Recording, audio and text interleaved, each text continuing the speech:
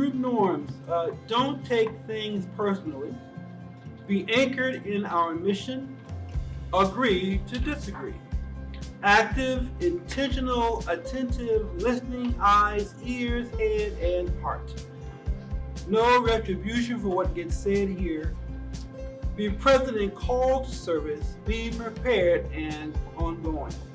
No judgment. Take a breath and set it aside.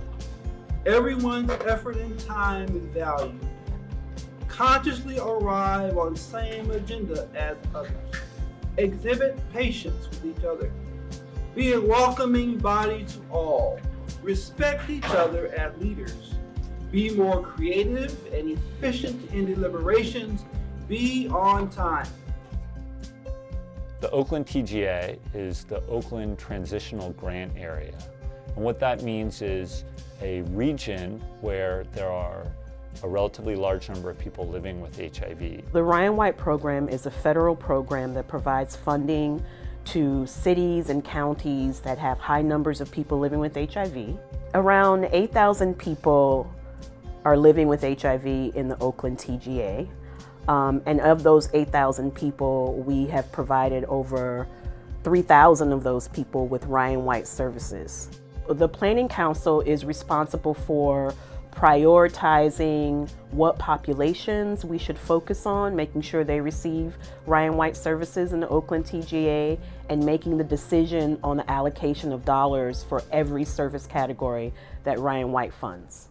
This Planning Council group is very dedicated to meet the needs of the community, to meet the needs of people living with the virus, and to make sure that these funds are spent in a way that no one's left out, no one goes without a particular service. Project Open Hand is a food nutrition services organization that provides medically tailored meals to individuals with chronic illnesses. We are part of the larger HIV/AIDS network that is funded by Ryan White Services. So, through them and others, we're able to provide this to people in the community of any income, of any neighborhood that just needs help maintaining health. A lot of our clients are low income or struggle with finances, so we're able to take the stress of where they're going to get a healthy meal and allows them to really have an active life. They come and they get access to a community. Our grocery centers are community centers where people congregate and where we have staff that know their faces every day, and it provides them a space to build a family. When I saw at Project Open Hand the information about the Planning Council, I said, oh man, this is something that I want to do. So I joined the Planning Council because I've been on the other side of the situation. I've worked in CBOs who were struggling with funding. So joining the Planning Council was a big accomplishment for me. Me hace sentir que estoy ayudando un poco más de forma directa. Podemos decidir a dónde se van ciertos fondos a agencias que lo ocupan más y de que ofrecen diferentes servicios donde más se necesita.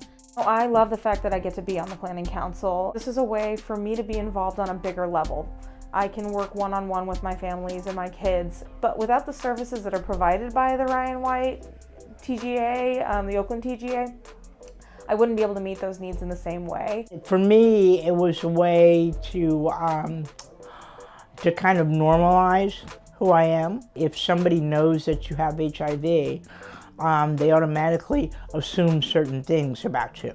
Joining the Planning Council was a way of saying, I'm not just this.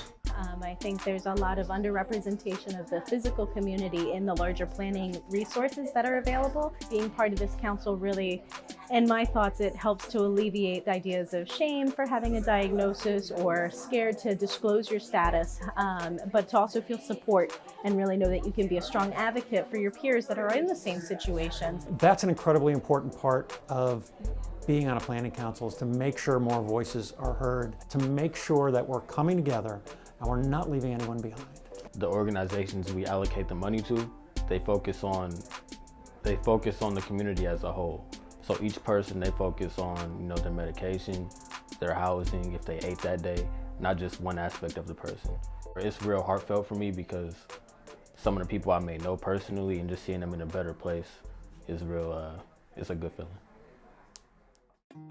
There's a working and collaboration that is going forward and at the same time can hopefully address some of the urgent issues that we're dealing with in terms of this disease and the impact that it's having on Black males and African Americans in our community, and how we can, as a council, can start really moving forward to change the dollars so that it does address the emergency that's happening and been happening for over 20 years in this county. So I wish, a lot more people who had HIV, could or would take the time that it takes to learn a few of the really not so complicated details of how the council works. But you don't have to have much experience.